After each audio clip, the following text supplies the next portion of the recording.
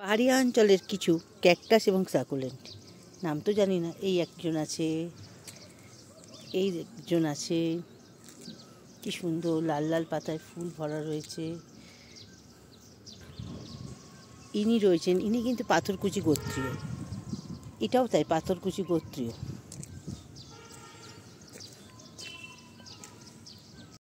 এখানেও কি সুন্দর অবিরাম বেড়ে চলেছে কাঁটাযুক্ত ক্যাকটাস, ফুলও হয়েছিল।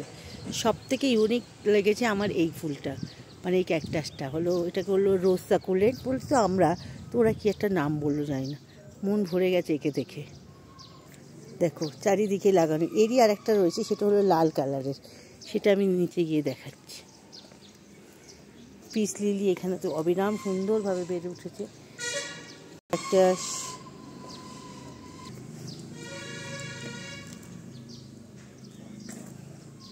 এই গাছটা কিন্তু আমার মন জয় করে নিয়েছে, দেখছো কি সুন্দর দেখতে দেখতে।